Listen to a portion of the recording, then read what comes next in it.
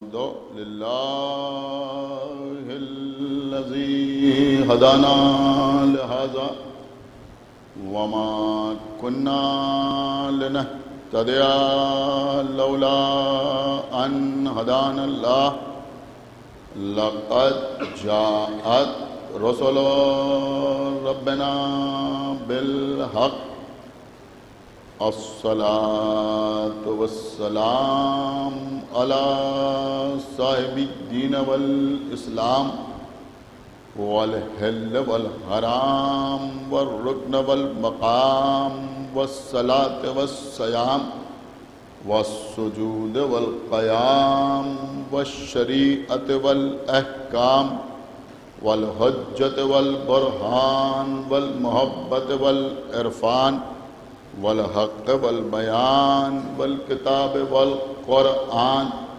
سيدنا ونبينا وشفيعنا ومولانا ومولى الثقلين جد الحسن والحسين أبي القاسم محمد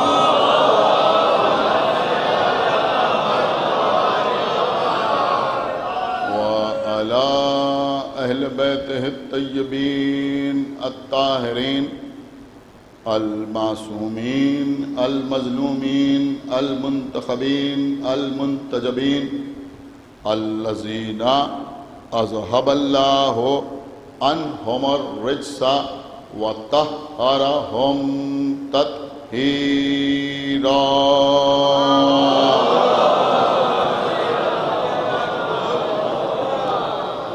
ولعنة الله على أعدائهم وقتلتهم وغاصبي حقوقهم ومنكري فضائلهم ومصائبهم أجمعين من الآن إلى يوم الدين أما بعد فقد قال الله سبحانه تبارك وتعالى في كتابه المجيد وفرقانه الحميد وقوله الحق بسم الله الرحمن الرحيم يوم ندعو كل أناس بإمامهم صلوات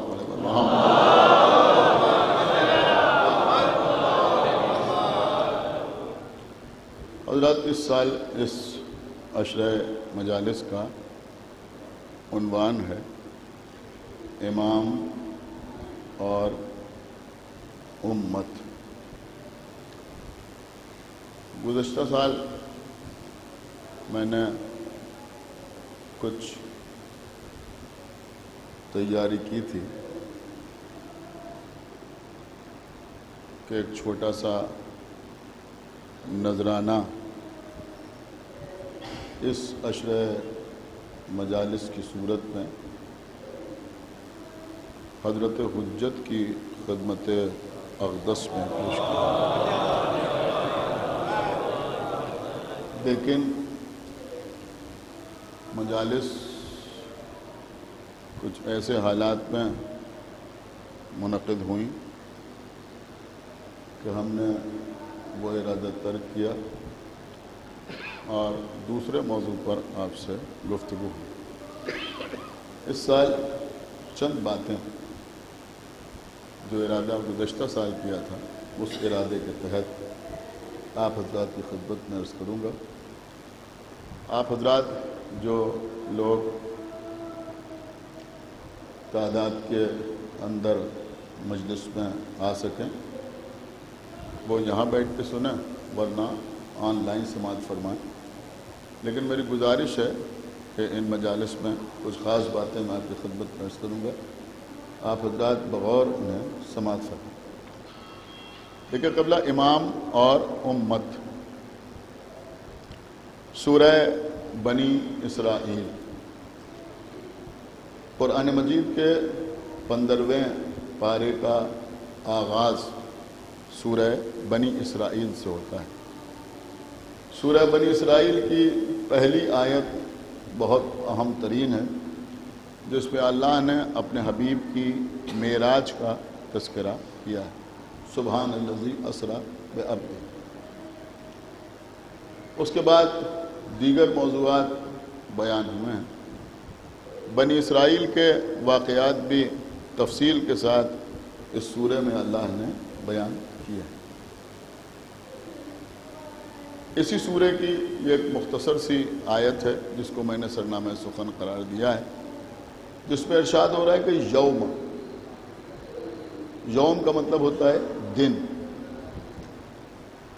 لیکن اللہ نے بغیر کسی اضافت کے یوم کا لفظ یہاں پر استعمال کیا، یوما یعنی دن۔ اس دن سے مراد روز قیامت ہے، قیامت کا دن، محشر کا دن، حساب و کتاب کا دن۔ ارشاد ہو رہا ہے یوما یعنی روز قیامت، ندعو ندا دی جائے گی، پکارا جائے گا، آواز دی جائے گی، بلایا جائے گا، کل اناس تمام کے تمام انسانوں کو، بے امامہم ان کے امام کے ساتھ۔ دنیا میں کوئی شخص امامت سے انکار کرے یا پھر امامت، دیکھیں آپ میری طرف متوجہ رہیں، امامت کے موضوع کو ڈائیلوٹ کرنے کی کوشش کرے، امام کے لفظ کو ہلکا کرنے کی کاوش کرے، لیکن روز قیامت ہر شخص کو کسی ایسے امام کی ضرورت ضرور ہوگی جو اس قوم کو لے کر جنت میں جا سکے۔ ایک صلوات پڑھے بر محمد وآلہ ایسے امام۔ آپ نے غور فرمایا عزیزوں، تو اللہ کہہ رہا ہے کل اناس تمام کے تمام انسانوں کو ہم ان کے امام کے ساتھ بلائیں گے۔ دیکھیں اب امام کیسا ہونا چاہیے؟ میں سمجھتا ہوں کہ اس کو بڑی آسانی سے سمجھا جا سکتا ہے کہ جسے بھی بلایا جائے گا اسے امام کے ساتھ بلایا جائے گا۔ امت کو کس کے ساتھ بلایا جائے گا؟ امام کے ساتھ۔ میں سمجھتا ہوں کہ آج آغاز مجلس میں بہت قیمتی بات آپ کی خدمت میں عرض کر دوں کہ اس آیت سے کم اس بات کا احساس ہوتا ہے کہ امام وہ نہیں ہوتا جو امت کا محتاج ہو، امام وہ ہوتا ہے جس کی امت محتاج ہے۔ ایک صلوات پڑھے محمد و آل محمد، ایک صلوات اور پڑھے محمد و آل محمد۔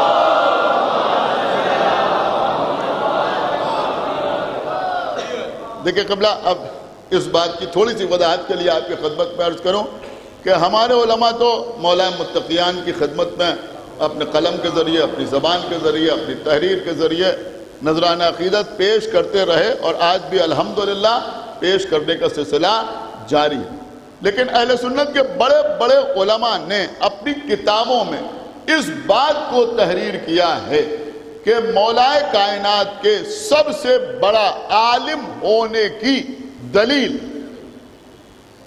انہوں نے واقعات نہیں لکھے، مناظرے نہیں لکھے، مولا علی کے جوابات نہیں لکھے، یعنی دوسری مقامات پر لکھے، لیکن یہاں پر یعنی مولا علی کے سب سے بڑا عالم ہونے کی دلیل کے طور پر انہوں نے ایک جملہ لکھا ہے جس کو میں سمجھتا ہوں یہ مجمع نہ سمجھے گا تو کون سمجھے گا۔ انہوں نے لکھا کہ علی کے سب سے بڑا عالم ہونے کا ثبوت اور دلیل یہ ہے کہ تمام صحابہ علی سے سوال کرتے ہوئے نظر آئے، علی کسی سے کچھ پوچھتے نظر نہیں آئے۔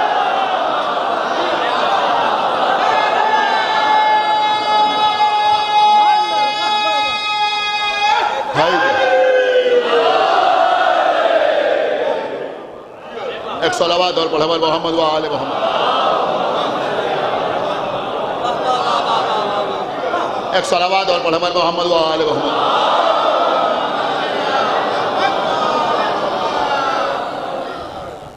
سن رہے ہیں؟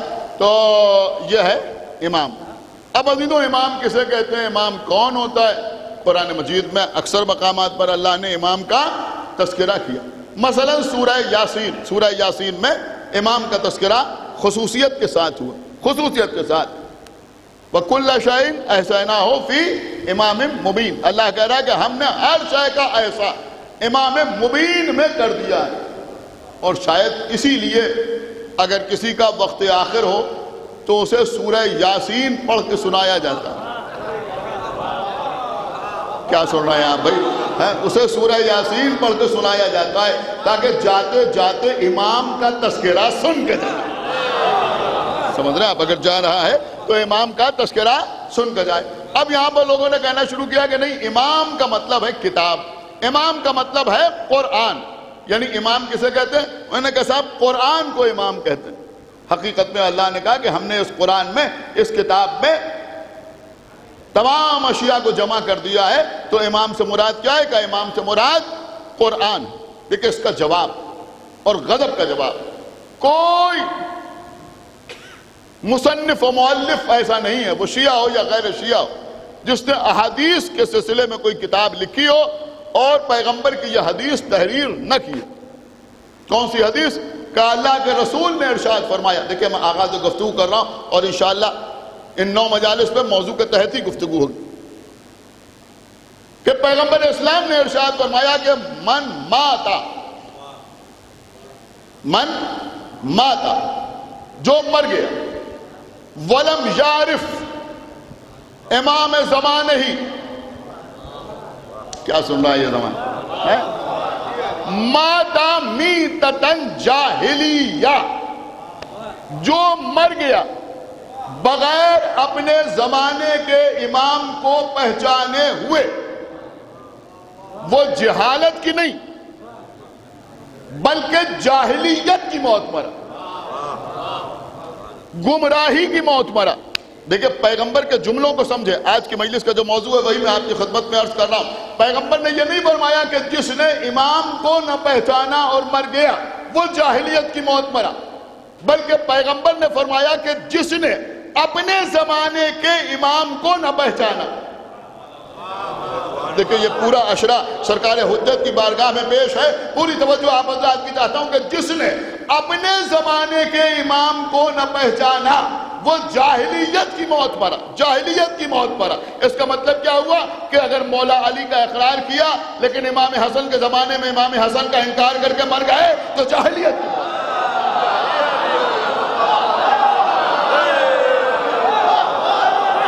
صلوات بڑھ محمد وآل محمد۔ سنیے قبلہ ہے، امام حسن کو مانا، امام حسین کی امامت کا انکار کیا تو جاہلیت کی موت پڑا۔ ان کو بھی مانا، امام زین العابدین کا انکار کیا تو جاہلیت کی موت پڑا۔ جس نے اپنے زمانے کے امام کو نہ پہچانا وہ جاہلیت کی موت مرا۔ لیکن اس سے بڑی کوئی دلیل میں آپ کی خدمت میں پیش نہیں کر سکتا۔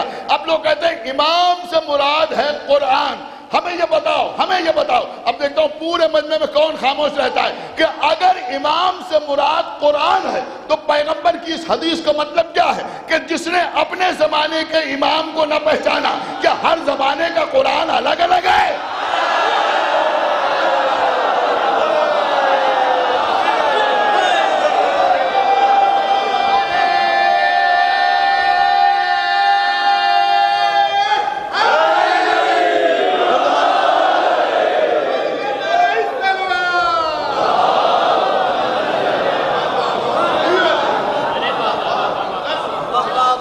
ایک صلوات اور پڑھتے ہیں محمد وآل محمد۔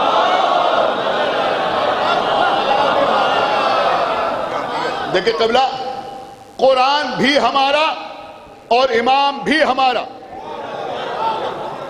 اس لیے کہ یہ قرآن بھی کسی اور کے امام کی تعریف نہیں کرتا، ہمارے ہی امام کی تعریف کرتا ہے، ہمارے ہی امام کی تعریف کرتا ہے۔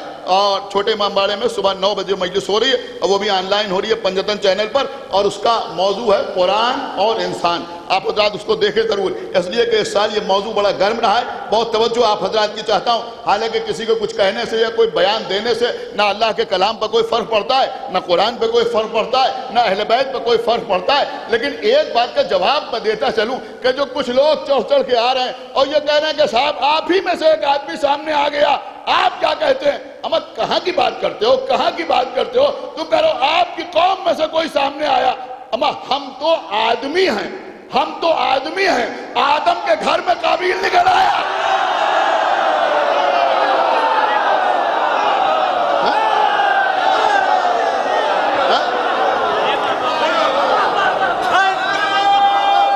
آدم کے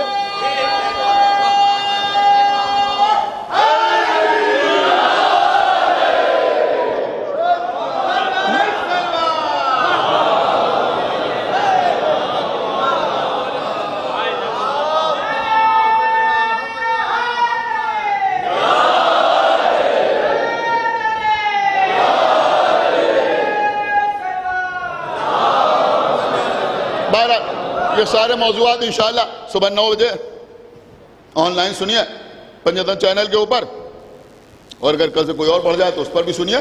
تو قرآن اور انسان، اس پر یہ ساری باتیں مجھے ڈسکس کرنا ہے، آپ حضرات سماعت فرمائیں گے، لیکن یہاں کا موضوع الگ، یہاں کا موضوع ہے امام اور امت۔ امام اور امت تو ہر زمانے کا قرآن الگ الگ نہیں ہے، قرآن تو ایک ہی ہے نا، اور قیامت تک قرآن ایک ہی رہے گا، قیامت تک قرآن ایک ہی رہے گا۔ اور اگر یہ سمجھدار مجمع میرا یہ نازک سے جملہ سمجھ لے گا تو میں سمجھوں گا کہ یہ میری خوش قسمتی ہے کہ قرآن کی وحدت،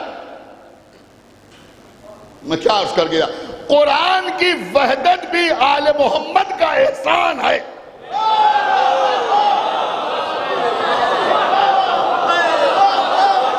بھئی ایک صلوات پڑھے پر محمد و آل محمد۔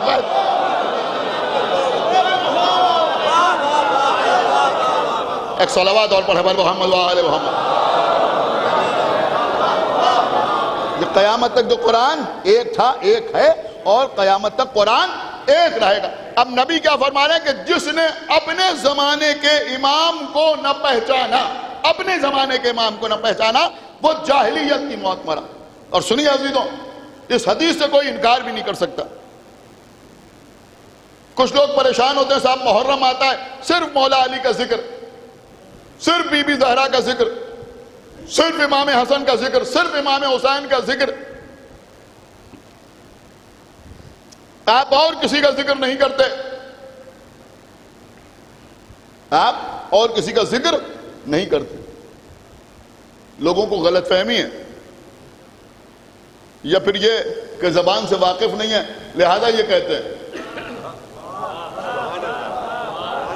ہم دوسروں کا بھی ذکر کرتے ہیں، مدح صرف آل محمد کی کرتے ہیں۔ ایک صلوات پڑھے پر محمد و آل محمد۔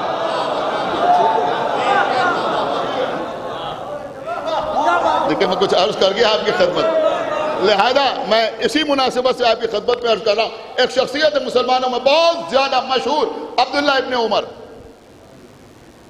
عبداللہ ابن عمر مسلمان صحابی مانتے ہیں،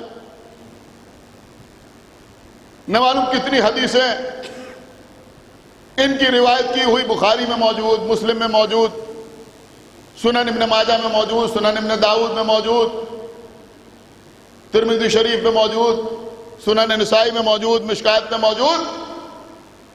کسی کی تقریر سنیے آپ، اس میں عبداللہ ابن عمر کے حوالے سے نہ معلوم کیا کیا باتیں بیان کی جاتی۔ اب یہ عبداللہ ابن عمر تھے کون، شخصیت کیا تھی، یہ بھی ہم ہی تو بتائیں گے نا اپنے بچوں کو۔ ایک صلوات پڑھے پر محمد، یہ ہم ہی بتائیں، کوئی دوسرا تھوڑی بتائے۔ خلیفہ دوم کے بیٹے تھے عبداللہ ابن عمر۔ آپ دیکھیں، ویکیپیڈیا اٹھا کے دیکھیں عبداللہ ابن عمر کا، تو ان کی ایک پہچان ہی یہ بیان کی گئی ہے کہ ان کی رائے ہمیشہ مولا علی کے خلاف رہتی ہے۔ ایک صلوات پڑھیں پر محمد و آل محمد۔ یہاں تو ایک صلوات اور پڑھ دے پر محمد و مسئلہ ہی ہوتی ہے۔ یعنی یہ جملہ سب نے لکھا ہے عبداللہ ابن عمر کے لیے کہ ان کی رائے ہمیشہ مولا علی کے خلاف رہتی تھی۔ اور بھی بہت سی چیزیں ان کے بارے میں لکھی۔ ایک بات بہت پر لطف ان کے سلسلے میں یہ لکھی ہے کہ جب خلیفہ دوم کا آخر وقت آیا اور لوگوں نے پوچھا کہ آپ کے بعد خلیفہ کون ہوگا؟ تو انہوں نے کچھ نام لیے، فلاں ہوتا تو اسے بنا دیتا، اب وہ ہوتا تو اسے بنا دیتا، اب یہ موضوع نہیں ہے جو میں عرض کروں، وہ ہوتا تو اسے بنا دیتا، اب وہ ہوتا تو اسے بنا دیتا، اب فلاں ہوتا تو اسے بنا دیتا۔ تو سنیے گا، کسی نے کہا کہ آپ عبداللہ ابن عمر کی خلافت کا اعلان کیوں نہیں کرتے؟ حالانکہ برا حال تھا، زخمی تھے،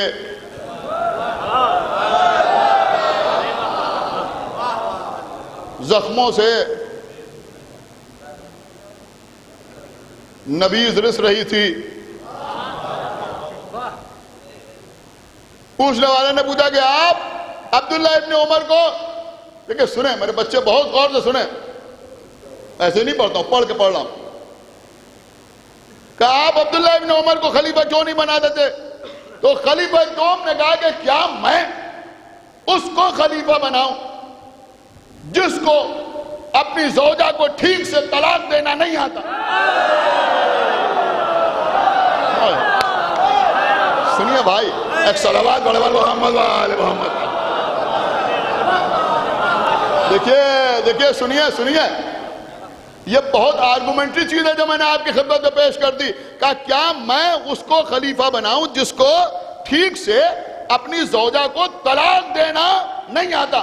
اب کس زوجہ کو طلاق دی ہو، کس کو نہیں دی، اس سے ہمیں مطلب نہیں ہے، لیکن اس جملے کا مطلب سمجھ میں آیا آپ، جس کو ٹھیک سے اپنی زوجہ کو طلاق دینا نہیں آتا۔ آپ غور نہیں کر رہے ہیں؟ میں کہا بھائی ان کو 2 کا پہاڑا نہیں آتا، ایسے لوگ بہت کم ملیں گے۔ امتحان لینا ہے تو کس سے لیجئے؟ میں کہا 18 کا پہاڑا سناؤ۔ آپ غور نہیں کر رہے ہیں، ایک صلوات پڑھے محمد وآل محمد۔ یعنی ہم بھی ان مراحل سے گزرے ہیں، تو بہرحال 2 کا پہاڑا، 3 کا پہاڑا، 5 کا پہاڑا، کوئی بھی پڑھ دے گا۔ میں کہا صاحب اچھا 10 کا پہاڑا سنائیے۔ کوئی عام آدمی تھوڑی سی بھی عقل رکھتا ہے تو وہ سنانا آپ کو شروع کر دے گا 10 کی ٹیبل، لیکن اگر آپ کسی جگہ ہاں بھائی 16 کا سناؤ، اگر 17 کا پہاڑا سناؤ، تو چند لوگ سامنے آئیں گے۔ کیوں؟ کہ اس کا مطلب یہ وہ آسان ہے نا، یہ مشکل ہے، تو آسان چیز تو سب کی سمجھ میں آ جاتی ہے، جو کام تھوڑا مشکل ہو وہی تو ہوتا ہے نا۔ انہوں نے کہا جن کو ٹھیک سے 18 کا پہاڑا نہیں آتا، اب وہ کہہ رہے ہیں کہ اس کو بنا دوں جسے ٹھیک سے اپنی زوجہ کو طلاق دینا نہیں آتا۔ پیغام ہے اس مجلس کے حوالے سے، اگر اس زمانے میں یہ طلاق رائج تھی کہ 3 مرتبہ طلاق طلاق طلاق کہہ دو طلاق ہو جائے گی، تو یہ کون سا ایسا طریقہ تھا جو نہ آئے؟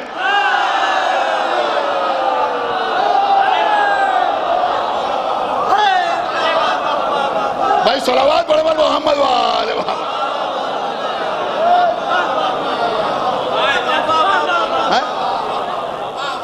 ایک بابا سے بولیں صلوات پڑھے محمد وآل محمد۔ کون کہتا طریقہ؟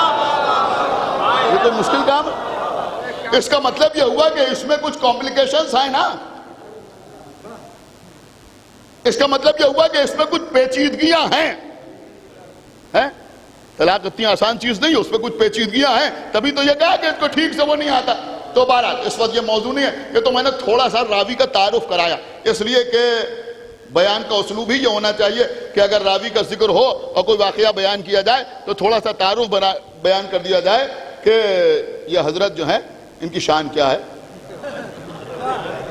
لہذا میں نے آپ کی خدمت کو بیان کر دیا۔ سنیں علماء بہت توجہ کے ساتھ، دیکھیں قبلہ کربلا میں جن لوگوں نے امام حسین کا ساتھ نہیں دیا اور مدینے میں بیٹھے رہے، آقا حسین کے ساتھ نہیں گئے، ایسا نہیں ہوا کہ وہ بعد میں بہت آرام سے رہیں، سکون سے رہیں۔ یزید کے لشکر نے مدینہ کو بھی لوٹا اور اس کے بعد مکے پر بھی حملہ کیا۔ عبداللہ ابن زبیر نے خروج کیا، اور جب عبداللہ ابن زبیر نے خروج کیا اور لشکر آیا، بہت توجہ کے ساتھ، بہرحال ایک وقت ایسا آیا کہ جب حجاج بن یوسف سے اس کا ٹکراؤ ہوا اور حجاج بن یوسف نے عبداللہ ابن زبیر کو قتل کیا، اور قتل کرنے کے بعد چوراہے پر لاش لٹکا دی۔ کیا سن رہے ہیں آپ؟ عبد الملک ابن مروان کا زمانہ تھا۔ حجاج بن یوسف نام آپ نے 1000 بار سنا ہوگا، بہت ہی ظالم ترین شخص، بہت سفاک۔ یہ حجاج بن یوسف مکے کا گورنر تھا۔ جب چوراہے پر لٹکی ہوئی لاش عبداللہ ابن عمر نے دیکھی تو نصف شب گزرنے کے بعد، یہ مکے میں تھے، دارالامارہ پہ پہنچے اور کہا میں حجاج بن یوسف سے ملاقات کرنا چاہتا ہوں۔ ملاقات کی اجازت ملی، پہنچے۔ اس نے کہا اتنی رات گئے آپ کیسے آ گئے؟ تو انہوں نے کہا اتنی رات گئے ہم اس لیے آئے کہ ہم چاہتے ہیں کہ ہم اسی وقت آپ کے ہاتھ پر عبد الملک ابن مروان کی بیعت کر لیں۔ وہ بھی سمجھ گیا کہ یہ کیوں آئے ہیں، لہذا حجاج بن یوسف نے کہا کہ اس وقت میں کچھ حساب و کتاب کر رہا ہوں۔ لیکن سنیے عجیب واقعہ ہے، قسم خدا کی سمجھدار مجمع میرے سامنے بیٹھا ہوا ہے۔ اس نے کہا اس وقت میرے ہاتھ مصروف ہیں، میں ہاتھ آگے نہیں بڑھا سکتا۔ اب دیکھیں جو جملے ہیں وہ میں عرض کرنے کے لیے مجبور ہوں، میں ہاتھ آگے نہیں بڑھا سکتا، تم میرے جسم کے کسی حصے پر ہاتھ رکھ کے بیعت کر لو۔ مجھے نہیں معلوم تھا کہ آپ اس جملے پر اتنا خاموش رہیں گے۔ ایک صلوات پڑھیں کہ تم میرے جسم کے کسی حصے پر ہاتھ رکھ کے بیعت کر لو۔ تو انہوں نے کہا ارے یہ آپ کیسی باتیں کر رہے ہیں؟ تو اس نے اپنا پیر آگے بڑھایا، کہا ہاتھ تو مصروف ہے، میرے پیر پر بیعت کر لو۔ تو انہوں نے کہا کہ میں تو بیعت کرنے کے لیے آیا ہوں اور تم ہاتھ بھی آگے نہیں بڑھا رہے ہو۔ تو اس نے کہا اچھا یہ بتاؤ کہ یہ اتنی رات کو تمہیں بیعت کا خیال کیسے آیا؟ سنی نہیں رہا یہ مجمع، خدا کے لیے بھائی بیدار ہو۔ یہ اتنی رات کو دیکھیں جب فرعون کے حالات پڑھیں گے تب موسیٰ سمجھ میں آئیں گے۔ سنا ہی نہیں آپ نے میں نے کیا عرض کیا بھائی؟ تو سنیے جو میں عرض کر رہا تھا، اتنی رات کو تم میری بیعت کرنے کے لیے کیوں آئے ہو؟ تو انہوں نے کہا کہ رسول اللہ کی حدیث ہے کہ من ماتا ولم یعرف امام زمانے ہی ماتا میتتن جاہلیہ، کہ جس نے اپنے زمانے کے امام کو نہ پہچانا وہ جاہلیت کی موت مرا۔ تو میں اس لیے اتنی رات میں آیا ہوں، میں آیا ہوں کہ کہیں ایسا نہ ہو کہ صبح ہو جائے اور میں بیعت نہ کروں اور اس عالم میں مر جاؤں تو جاہلیت کی موت مروں۔ بھئی خدا کے لیے بیدار ہوئیے۔ تمام امت مسلمہ کی خدمت میں عرض ہے، امامت ایسے نازک مسئلے کو کہتے ہیں کہ یہ چاہتے ہیں رات نہ گزرنے پائے میں جس کو امام سمجھتا ہوں اس کی بیعت کر لوں، کہ اس لیے میں آیا ہوں۔ تو حجاج بن یوسف مسکرایا اور مسکرا کے کہا کہ تم جھوٹ کہتے ہو، تم اس حدیث کی وجہ سے نہیں آئے ہو، بات یہ ہے کہ تم نے عبداللہ ابن زبیر کا لاشا دیکھا ہے چوراہے پر لٹکائے ہوئے، لہذا تم اپنی جان بچانے کے لیے، اللہ اکبر، تم اپنی جان بچانے کے لیے، نہیں دوسرا جملہ بڑے قیامت کا ہے، دیکھو کون خاموش رہتا ہے کہ تم اپنی جان بچانے کے لیے بیعت کرنے کے لیے آئے ہو۔ اب جان اگر بچانا ہے تو جی چاہے تو پیر پر بیعت کرو۔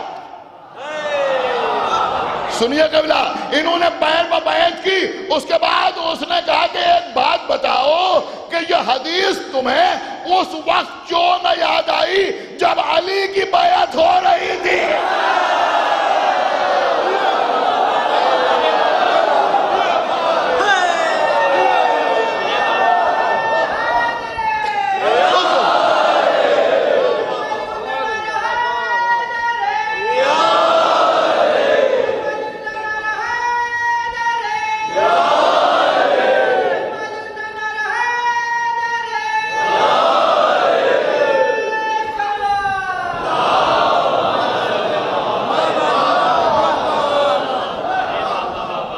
دیکھیں قبلہ تاریخ شاہد ہے آقا حسین نے خانہ کعبہ کو چھوڑ دیا، حج کو عمرے سے بدل دیا. کیوں؟ کہ خانہ کعبہ میں حاجیوں کے بھیس میں قاتل نظر آئے، چھوڑ کے چلے گئے. عبداللہ ابن زبیر وہی مارا گیا، وہی مارا گیا. اب سنیے سورہ آل عمران کی آیت نمبر 97 آیت نمبر 97 سورہ آل عمران. ہمارے اور آپ کے چھٹے امام امام جعفر صادق علیہ السلام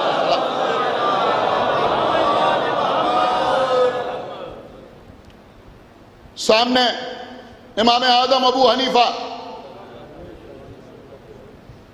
چھٹے امام کے سامنے امام نے کہا ایک بات بتاؤ.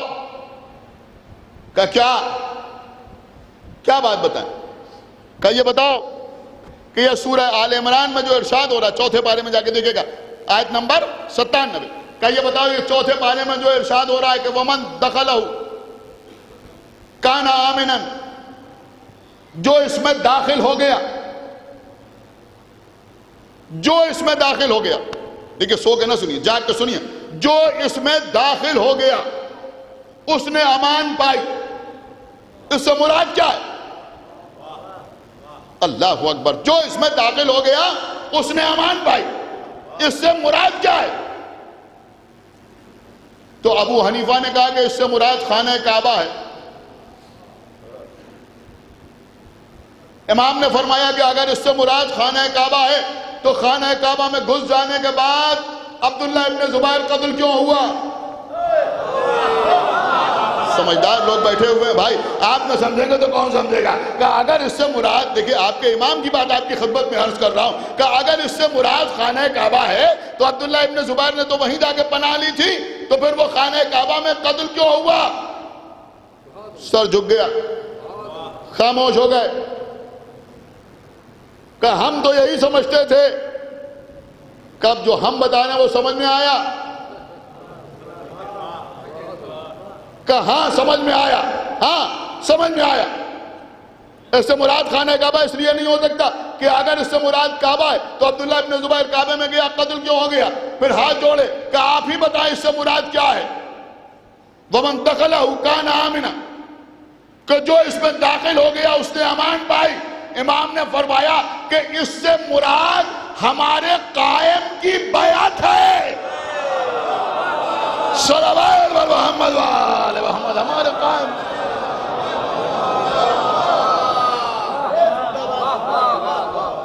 اس لیے کہ جب وہ تشریف لائیں اور خانہ کعبہ کے قریب آگے کھڑے ہوں گے تو بیعت کرنے والوں کو فلائٹ نہیں بک کرنا پڑے گی، گاڑی سے نہیں جانا ہوگا.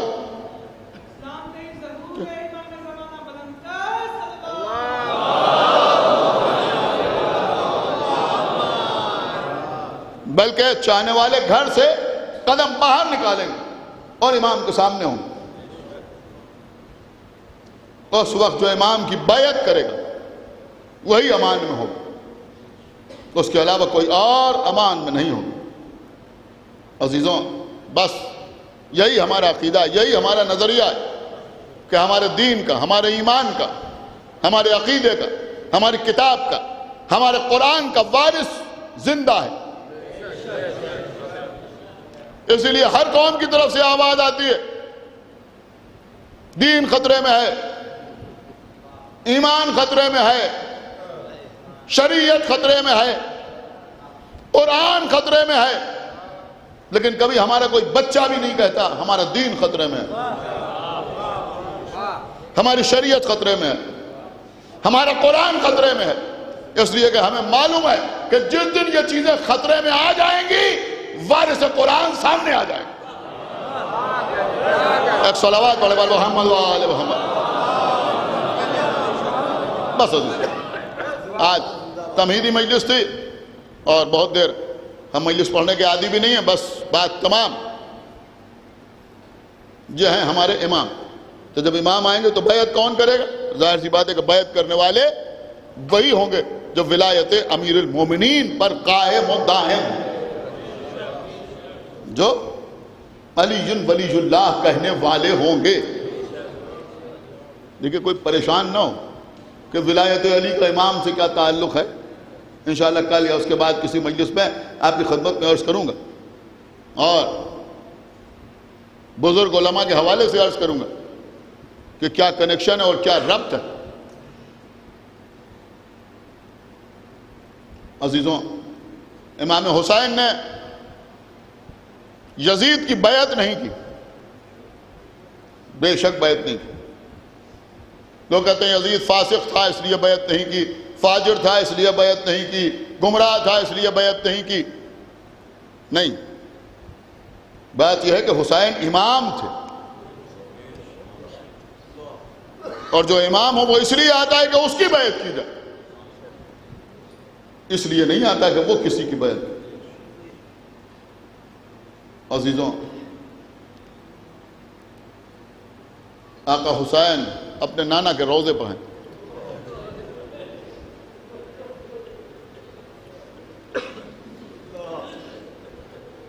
ولید کے دربار سے قاصد آتا ہے، آپ کو بلایا گیا،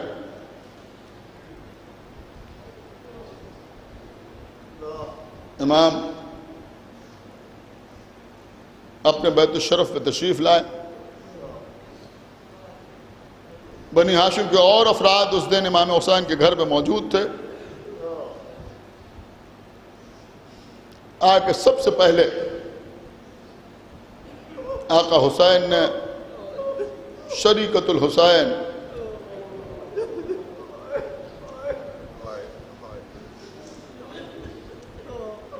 ثانی زہرا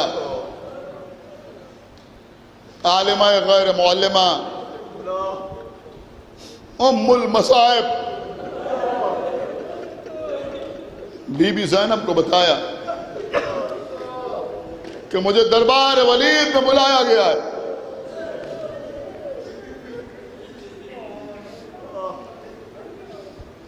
بی بی زینب نے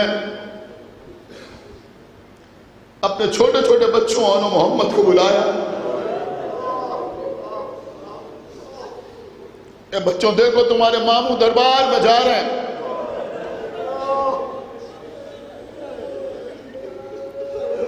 تم ماموں کے ساتھ ساتھ جاؤ۔ دیکھو اگر کسی کی غلط نگاہ میرے بھیا کی طرف اٹھے تو پھر اس کی آنکھیں اس کے چہرے پر باقی نہیں رہنا چاہیے۔ گھرانے کی بھی کچھ تہذیب تھی۔ جناب لبابہ آقا عباس کی زوجہ یہ منظر دیکھ رہے ہیں۔ خطیب آل محمد علامہ اظہر حسن زیدی عجب منظر کشی فرماتے تھے، وہ فرماتے تھے کہ زوجہ عباس نے یہ منظر دیکھا،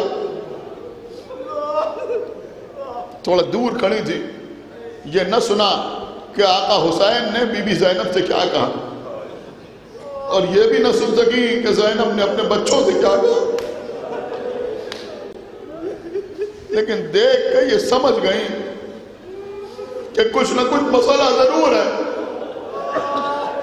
دوڑتی ہوئی اپنے حجرے میں پہنچی، جا کے دیکھا کہ آقا عباس اپنے بستر پہ ہیں اور ان کے چھوٹے صاحبزادے ان کے سینے پر کھیل رہے ہیں۔ گھبرائی ہوئی زوجہ حجرے میں آئی، عباس نے زوجہ کو دیکھا،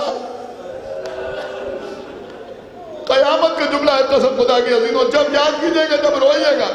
عباس نے زوجہ کی طرف دیکھا کہ سب خیر تو ہے،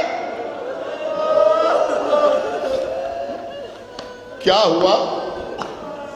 زوجہ نے کہا میرے والی مجھے یہ تو نہیں معلوم کہ کیا ہوا، لیکن میں اتنا جانتی ہوں کہ خیر نہیں ہے۔ کہ کیوں؟ اب جملہ سنیں گے آپ کا، کیوں؟ کہا اس لیے کہ حسین کہیں جا رہے ہیں اور زینب رو رہی ہے۔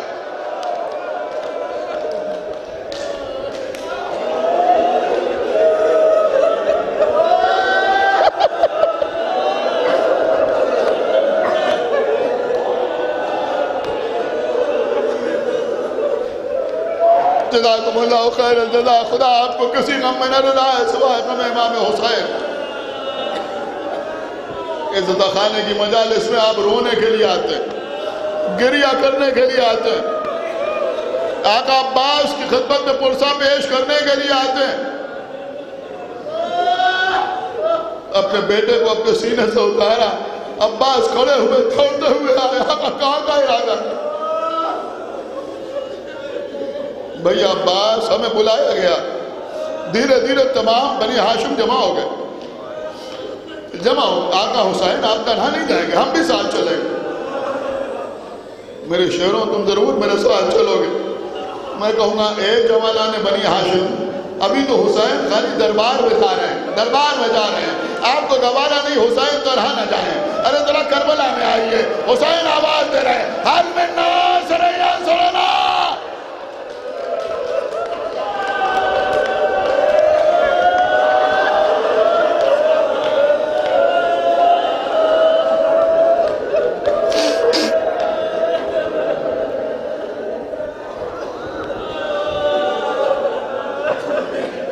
سنیے عزیزوں, آقا حسین چلے, بنی ہاشم کے شیر حسین کے ساتھ ساتھ.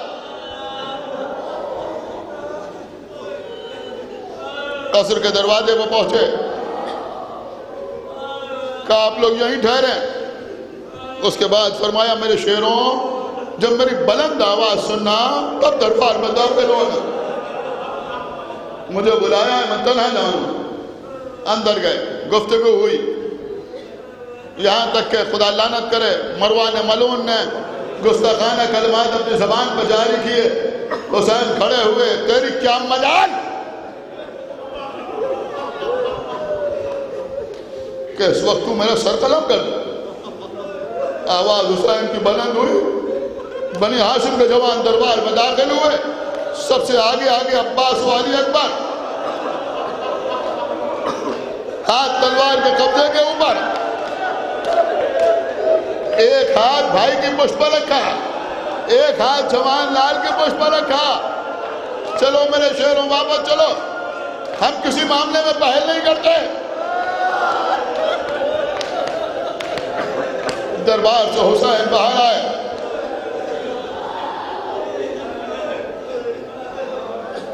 حسین دربار سے باہر آئے.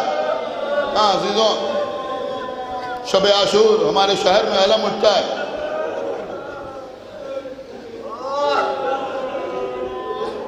علم جا رہا ہے. کما لگانے والے لوگ ہاتھوں میں تلواریں لیے ہوئے علم کے ارد گرد چل رہے ہیں. کبھی آپ نے یہ منظر دیکھا ہے عزیزوں؟ یہاں حسین بیچ میں, چاروں طرف بنی ہاشم کے جوان, ہاتھوں میں تلواریں, حسین کو تلواروں کے سائے میں لے کے آ رہے ہیں. ایک مرتبہ حسین کے کانوں میں کسی کی سسکیوں کی آواز آئی. ارے یہ کون رو رہا ہے, تو کون آنسو آ رہا ہے؟ آواز آئی, آقا یہ آپ کا غلام. اے میرے بھیا کیوں روتے ہو؟ آقا رو اس بات پر آؤں کہ اگر شہزادی زینب نے پوچھ لیا عباس دربار میں کسی کی زبان پر میرے بھیا کے سر کا نام آیا,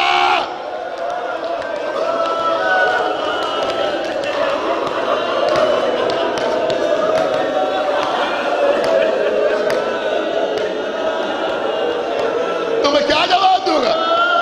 سینے سے لگایا, میرے شیر تم سے یہی امید ہے. حسین آ گئے. عزیزوں, اب حسین نے سفر کی تیاری شروع کی. سفر کی تیاری آقا حسین نے شروع کی. بس مجلس تمام ہو رہی ہے, یہاں تک کہ 28ویں رجب آئی. امام حسین جانے کی تیاری کر رہے ہیں. سب سے رخصت ہوئے, نانی کے پاس آئے, بی بی ام سلمہ کے پاس. ہم جا رہے ہیں. اے بیٹا کہاں جا رہے ہیں؟ کہا نانی ہم عراق جا رہے ہیں. اے بیٹا عراق جا رہے ہو؟ اے بیٹا عراق کے لوگ اچھے نہیں ہیں, کوفے کے لوگ مناسب نہیں ہیں. اے بیٹا کہاں جا رہے ہو؟ نانی ہمیں وہیں جانا ہے, اس لیے کہ ہماری شہادت کربلا میں ہونا ہے. اے نانی ہمارا جانا ضروری ہے نانا کے دین کو بچانے کے لیے. ام سلمہ نے آنسوؤں سے بھیگا ہوا چہرہ اٹھایا، میرے لال تم جا رہے ہو شہادت پیش کرنے کے لیے، تو پھر ان بیویوں کو ساتھ لے کے کیوں جا رہے ہو؟ یہ زینب کیوں جا رہی ہے؟ یہ ام کلثوم کیوں جا رہی ہے؟ قیامت کا جواب ہے آقا حسین کا، جب یاد کیجئے گا تب مجھے دعاؤں میں یاد رکھیے گا، آنکھوں میں آنسو ضرور آئیں گے۔ آقا حسین کہتے ہیں نانی انہیں ساتھ لے جانا اس لیے ضروری ہے کہ لوگ بھیا حسن کی شہادت کی طرح ہماری شہادت پر پردہ نہ ڈال دے۔ یہ میری بہنیں کائنات کو بتائیں گی کہ کربلا کے میدان میں کسے قتل کیا گیا، اور کربلا کے میدان میں جو قتل ہوا اس کا قاتل کون ہے، اور کس لیے حسین کو قتل کیا گیا۔ بی بی ام سلمہ روتی ہوئی کھڑی ہو گئی، میرے لال حسین تمہارے نانا نے بھی یہ واقعہ مجھ سے بیان کیا تھا، اور صرف واقعہ نہیں بیان کیا تھا بلکہ باعزاد ایک مشت خاک اٹھا کر مجھے دی تھی اور کہا تھا کہ اسے شیشے میں رکھ لو، جب یہ خاک خون ہو جائے تو سمجھ لینا کہ میرا حسین مارا گیا۔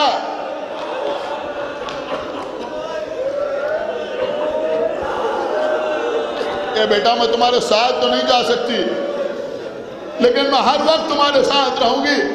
امام حسین نے کہا نانی آپ ہمارا مقتل دیکھنا چاہتے ہیں؟ کہا ہاں ہم آپ کا مقتل دیکھنا چاہتے ہیں۔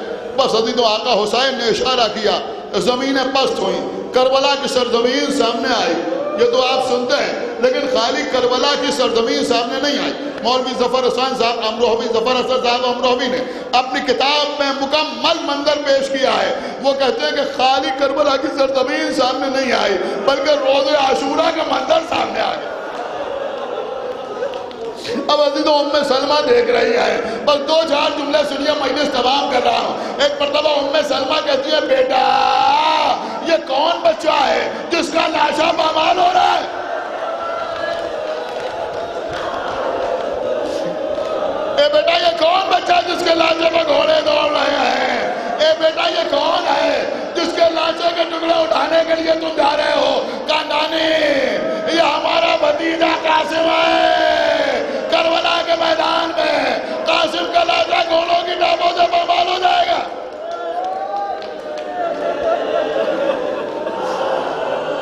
اور سلمہ روتی رہی، گریہ کرتی رہی۔ ایک مرتبہ پھر کہتی ہے بیٹا حسین میں کچھ دیکھ رہی ہوں زیادہ سمجھ میں نہیں آ رہا ہے۔ اے بیٹا حسین یہ کون ہے جس کے دونوں بازو قلم ہو گئے ہیں، اپنے دانتوں سے مشکیزہ دبائے ہوئے ہیں، سر پر گول پڑ رہا ہے؟ اے نانی یہ آپ کے سامنے کھڑا ہوا ہے میرا عباس۔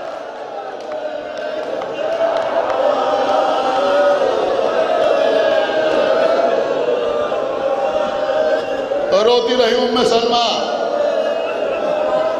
اے بیٹا حسین یہ کون ہے جس کے سینے سے تم برچھی نکال رہے ہو؟ اے نانی یہ شبیہ پیغمبر علی اکبر ہیں کربلا کے میدان میں، ان کے سینے سے ہم برچھی نکالیں گے۔ اب قیامت کا منظر تھا۔ ایک مرتبہ ام سلمہ نے غور سے دیکھا، اے بیٹا میں ایک منظر اور دیکھ رہی ہوں، ایک بلندی ہے اس پر کوئی شخص کھڑا ہوا ہے، ہاتھوں پر چھوٹا سا بچہ ہے، بچے کے لیے پانی مانگ رہا ہے، بچہ پیاسا ہے لیکن بچے کو تیر مارا جا رہا ہے۔ اے نانی یہ میرا علی اصغر ہے، یہ روز عاشور 6 مہینے کا ہوگا، میں بچے کے لیے پانی مانگوں گا، میرے بچے کو تیرے سے شعبہ کا نشانہ بنایا جائے۔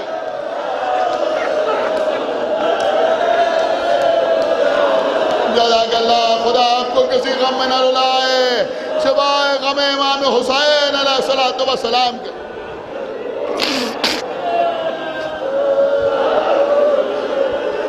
بس مجلس تمام ہو رہی ہے۔ اس کے بعد جناب ام سلمہ تو کہا نانی ذرا اور غور سے دیکھیے۔ ایک مرتبہ ام سلمہ کہتی ہے بیٹا ایک نشیب ہے، کوئی سجدہ خالق میں سر رکھے ہوئے ہے، ایک ملعون اس کی پیٹھ پر گھٹنا رکھے ہوئے خنجر چلا رہا ہے۔ ارے بیٹا یہ کون مظلوم ہے جس کی مدد کرنے والا کوئی نہیں، جس کے پاس آنے والا کوئی نہیں؟ کہا نانی ذرا غور سے دیکھیے یہ آپ کا حسین ہے، کربلا کے میدان میں وقت عصر سجدے میں میرا سر ہوگا، شمر کا خنجر چل رہا ہوگا، زمین کربلا لڑک رہی ہوگی، آسمان خون کے آنسو رو رہا ہوگا، اے نانی اسی وقت کربلا کی خاک خون ہوگی، ارے میری بہن تڑپ رہی ہوگی کہ پسر سال تو کھڑا دیکھ رہا ہے، وہ سگا ہے رسالت بخن